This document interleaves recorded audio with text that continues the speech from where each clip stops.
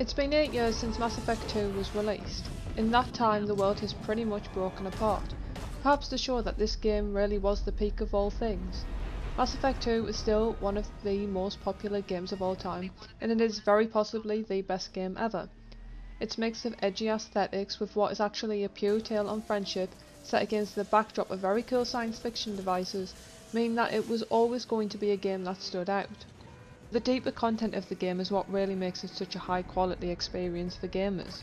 Even people who wouldn't put Mass Effect as their favourite franchise still wax lyrical about this game. So why? Let's start at the beginning. The introduction to the game is more shocking and dramatic than even the opening scenes of Lost. The player barely has a chance to get used to the beautiful views of space before the ship is being blown to hell. Explosions ring out and the gorgeous and cutting-edge spaceship is suddenly falling apart. To make it worse, the main protagonist, i.e. the person you play, gets caught in one of the blasts and ends up being sucked into space and having a miserable and lonely death. It is chilling to hear Shepard's last breaths pierce through the silence of space, particularly after the booming soundtrack and explosions that pulled through the game just seconds before. It's horrifying and crushing. Watch the arm!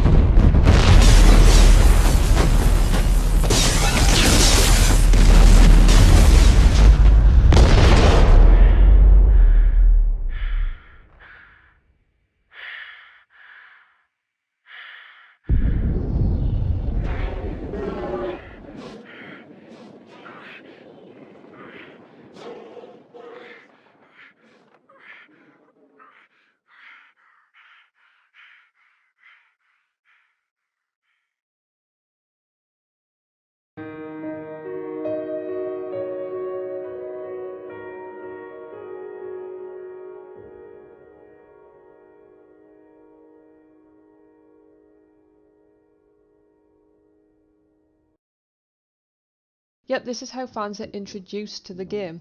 It's not some devastating finale. It's a brutal introduction to a game that lets the player know instantly that this is an experience that will continually have them on the edge of their seat. In typical sci-fi style, however, Shepard is brought back to life, but the commander now faces working for a terrorist agency which is trying to help the galaxy as thousands of humans are being abducted. Nobody knows what this threat really is, and to be honest, the collectors actually turn out to be one wild goose chase for nothing if you play through the whole series. Such a shocking introduction throws off any expectations the gamer might have had going into this title. All of a sudden, the initial concept from the first game of Shepard as a military leader has been thrown out. Shepard is now a terrorist, working against the galaxy's government in the attempt to try to save everyone.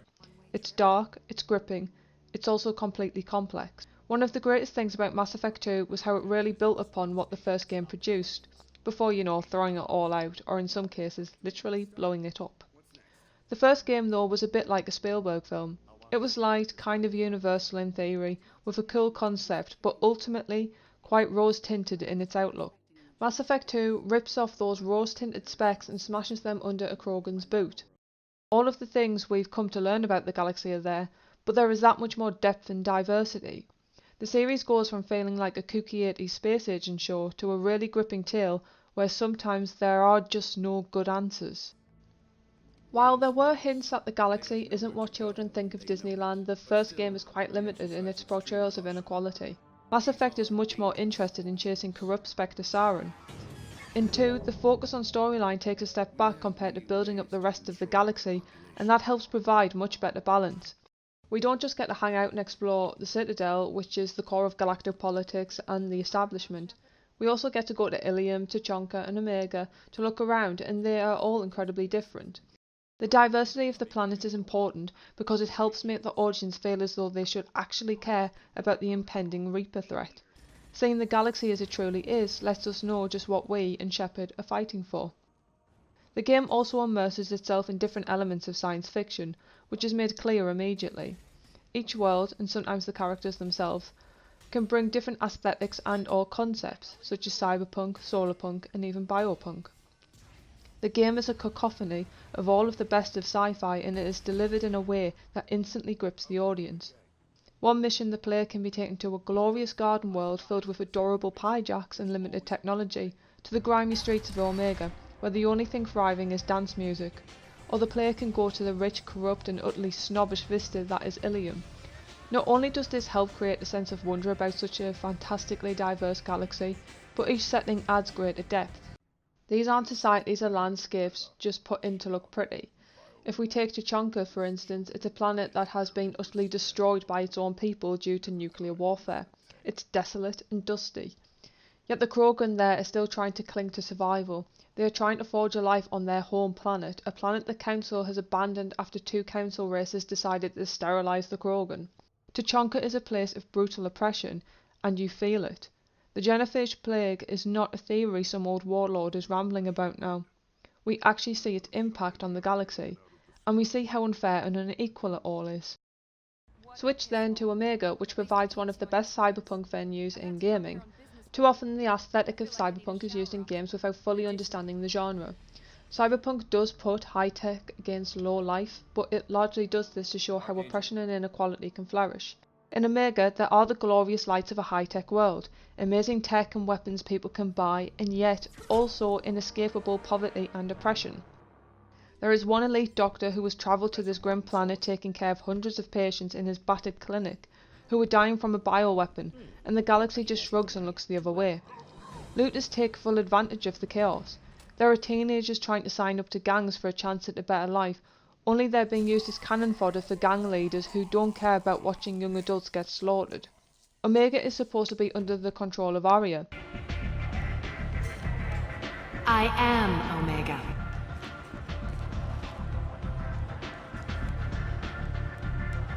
But you need more. Everyone needs more something, and they all come to me. I'm the boss, CEO, queen, if you're feeling dramatic. But she really just helps keep the planet relatively stable. She's no revolutionary. When a sexual predator is preying on young working class women on Omega, Arya just doesn't care, because it's not her life on the line. The investment in Omega's story highlights the level of detail this game has. The characters can even argue about the state Omega is in, and point out the classism at work. This place. How can these people be left to rot like this? You don't understand, or you don't want to? Does it really matter? No. Omega has worked this way for a very long time. No one's changing it now. Life on Omega is contrasted greatly with the ardent capitalism, corruption and white-collar crime that Ilion is steeped in. The grand vistas, statues and obnoxious Asari are all there to give an impression of grandeur, but scratch the surface and it's pretty clear that Ilium is really a farce in comparison to what it wants the rest of the galaxy to think of it as. This is how the planets are used to juxtapose with each other, and show the different issues and oppressions of force in the galaxy. The various layers we see provide an intricate subtext for what is a superb story. Few games ever go to this level of exploration.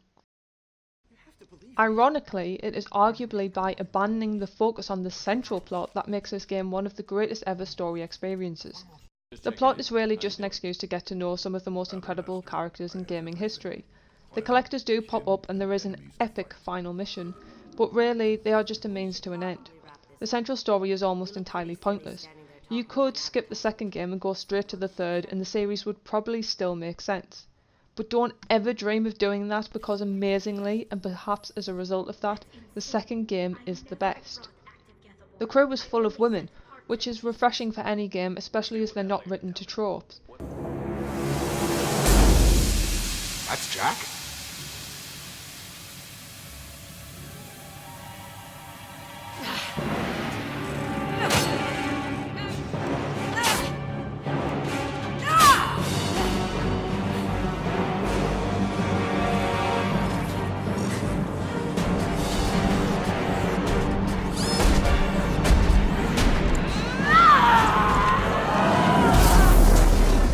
Sadly, the same can't be said for every marginalised character, but nevertheless each person on the team brings a unique and compelling stance to Shepard's crew. The characters also all bring with them baggage, but this is combined with a greater insight into this often intense galaxy. There's a scientist who seems jolly and breaks into song, but those jazz hands are soaked in blood as he helped keep the Krogan sterilised. There's a deeply religious assassin, whose heart is focused on his beliefs but takes no responsibility for the murders he commits. There's Samara, a Justicar, who was compelled to kill the wicked, and her code is incredibly black and white. There's Miranda, who was created by an elitist bigot, but she fled from her abuser, rescued her sister, and now is working with an organisation branded terrorists to try to empower humanity and stop the Reapers. There's Jack, a survivor of child abuse, who was so angry and violent at first that she is toxic too, but gradually becomes part of the team and starts to really take control of her life. The relationships are complicated too, and better than what most games offer. Jack, for instance, can have casual sex with Shepard, but then won't want any romantic involvement. But if Shepard does not choose the path of casual sex, a romantic relationship can grow from that. Each character often brings with them an insight into different attitudes and/or cultures in this galaxy. We learn so much about them and can actively become involved in their conflicts, such as helping Tali when she faces trial from her people under charges of treason. Shepard is put in the middle of the Geth and Quarian conflict, and so these deeply personal stories often have bigger and wider significance. The character rotation is at its best in this game too. The first game was very heavy on content towards Liara, Ashley and Kaidan, but the surviving members of this group take a back seat. When Liara comes into it though, the DLC is fantastic. Even with Tali and Garrus, their stories don't necessarily come into the game until later on. If you hire Garrus first, he won't talk to you much until later in the game, giving the player a chance to get to know the new members of the crew. Tali's story won't be rushed either, but when the content for Garrus and Tali is delivered, it is as strong as all the others. Tali has to deal with the death of her father and his grotesque experiments on the Geth. Meanwhile, Garrus is faced with a serious moral plight as he considers the prospect of taking revenge upon the man who sold out his entire team and got them all killed. It shows that BioWare truly cared about building up the squad mates. The only two characters this might not apply to as much are Rex and Legion, who both have good reasons for featuring in the story less. Plus, we still do get great conversations with Legion, we're just not supposed to have them too early. Even Joker gets better material than before. Shepard can talk with Joker throughout the game, and the player can even assume control over him when the Normandy is boarded by attackers. It's an amazing moment, particularly because Joker gives one of the best representations of disability in games. You want me to go crawling through the ducts again? I enjoy the sight of humans on their knees. That is a joke. Right. Each character is given a layer of complexity often entirely lacking in gaming. Gaming has come so far, but still often games fall down with the deeper subtext and writing.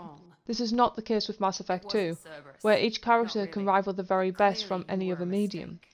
The time they are given, the subtle revelations they display, and how Shepard can interact with them, all demonstrate the high level of care that went into crafting each and every one of them. And it works.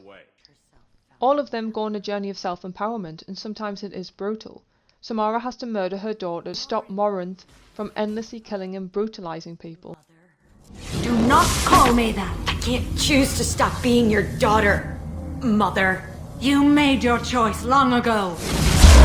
What choice? My only crime was being born with the gifts you gave me! Enough, Morinth!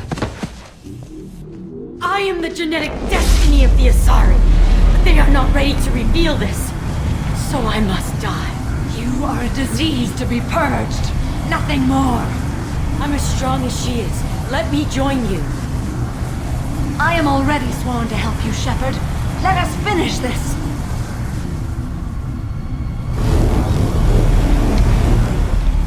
End of the line, Morinth. And they call me a monster.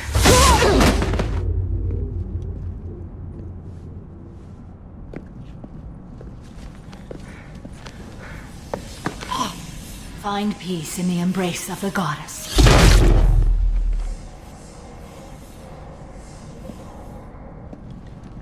I am ready to leave this place and get on with my life. Are you ready to go as well? Do you want to talk about what happened? Shepard, what do you think I will say? What can I say? I just killed the bravest and smartest of my daughters. There are no words. I will try another time. For now, show mercy on a broken old warrior and let us leave. Miranda must go through a painful journey of self-acceptance even when her oldest friend betrays her. Tali has to grapple with the shame of her father's actions, but also works with a Geth unit when her people have been at war with them since before she was even born. Each character faces moral quandaries, but they can all come through them with a greater sense of self. This game reaffirms the value of being a supportive and non-toxic friend at every turn, to the extent that if Shepard fails at being a friend and doesn't help the crewmates out, there's a very high chance the final mission will be a complete failure and everyone will die. Mass Effect and Shepard are about more than the sum of their parts. Shepard is known for their team as much as for their own actions and personality. The franchise is as much about the characters as it is about Shepard's journey, and this was the game that solidified that. This is emphasised further still by how much Paragon Shepard in particular is stripped back. Shepard as Paragon is often called bland, but that misses the point. Shepard is designed purely to ask questions of the others, support them and empower them. Shepard is a vehicle to get to enjoy meeting the other characters. The focus on Shepard's individualism has gone, such as the burden of leadership or Shepard's mental health. Shepard is given a breather as we see the commander supported in return through Lawson and Jacob, who are always giving guidance, and Garrus and Tali checking in. By having less of Shepard, it feels much more like a team, and makes this version of the galaxy that much more inviting. Shepard may be up against indoctrinated creatures who want to liquidize humanity, but there is something oddly heartwarming, or even wholesome, about working with this completely messed up and chaotic team. There are moments of simple beauty, such as Shepard getting drunk with Chakwas, to Grunt searching the extranet for dinosaurs, or even when Miranda sees Shepard before the final mission and offers a salute to the commander, a huge moment after their initial fractured meeting. A lot of stories tend to focus on feelings of camaraderie to bring the audience into that world. Look at Star Wars, Friends, or even Harry Potter. But few stories, those just mentioned included, actually go to the length that Mass Effect 2 did. It's rare for the protagonist to go out of the way for so many people, for there to be so much focus on the build-up of relationships, whether platonic and or romantic, and it's almost unheard of for the politics to still be an issue. The story is nuanced because the writers refuse to compromise. Being friends with Shepard doesn't make Tali automatically one piece with all Geth, nor does it instantly convert Miranda away from Cerberus. She goes on that journey all by herself. Or does it stop Grunt from hating Turians? Politics is woven throughout and is something that they all have to navigate. It impacts their characters, their viewpoints, but that builds respect.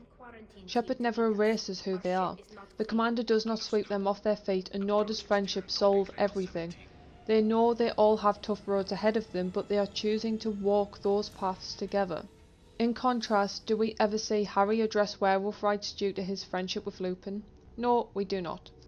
Despite the fact that Harry is leading the charge for this fight against oppression, he actually never really addresses the political reality.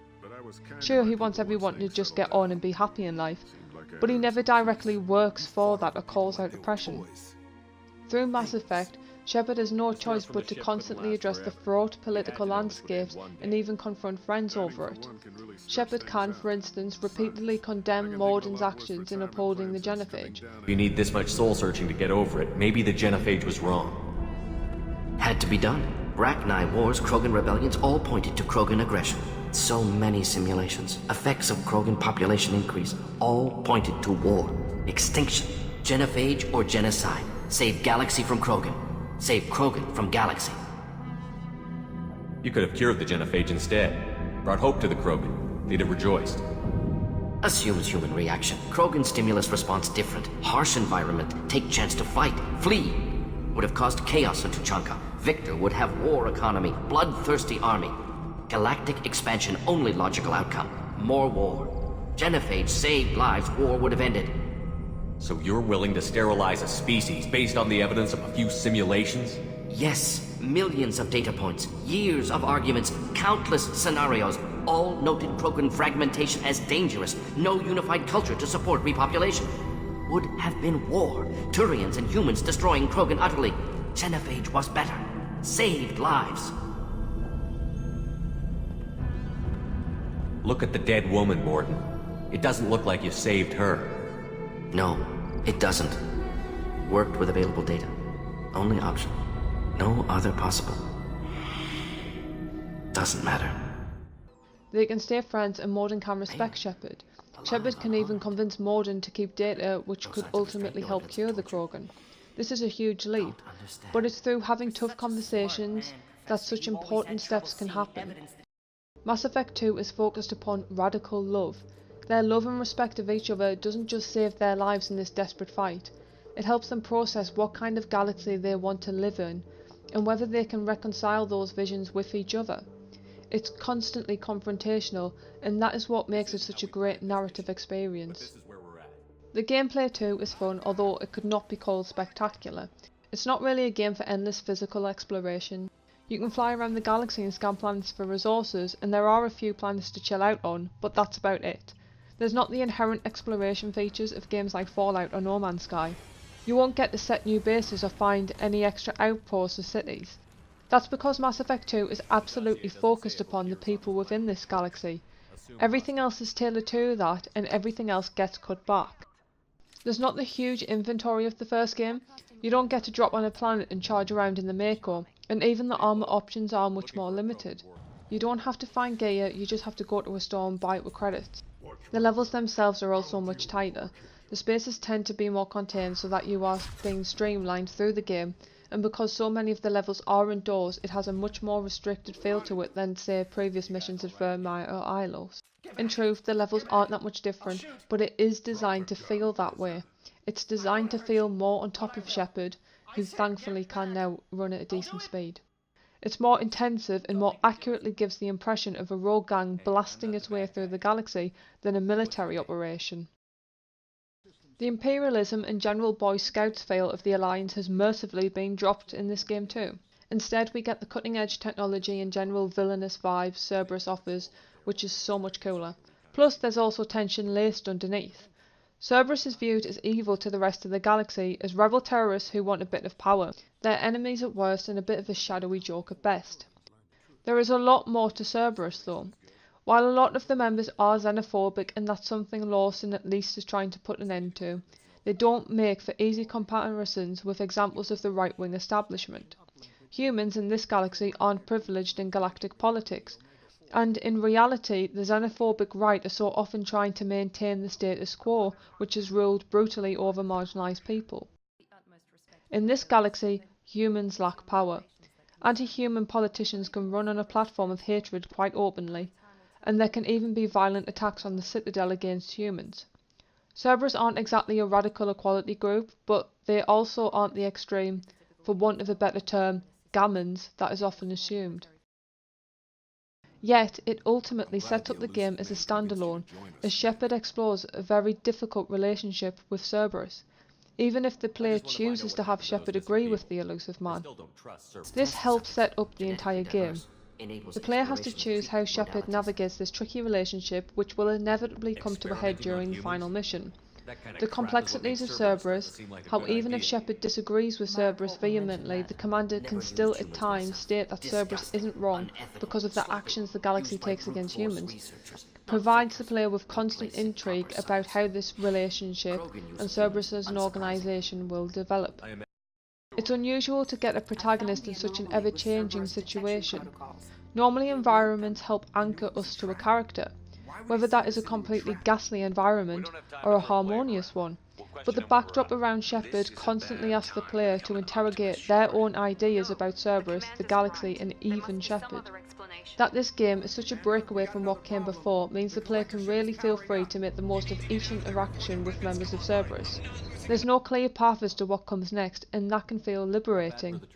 On its own, this is just a good game for approaching ideologies, assumptions, and differing viewpoints.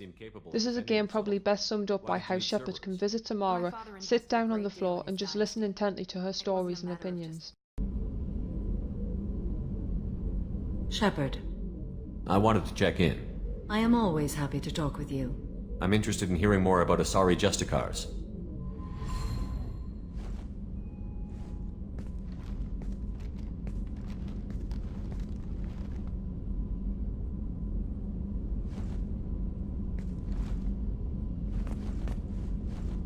Some games are just great for playing. Take The Sims, Mario Kart, or any game where you can roam vast landscapes. Mass Effect 2 is a fun game to go through, but enjoying the playtime really feels like a secondary point to loading up the game.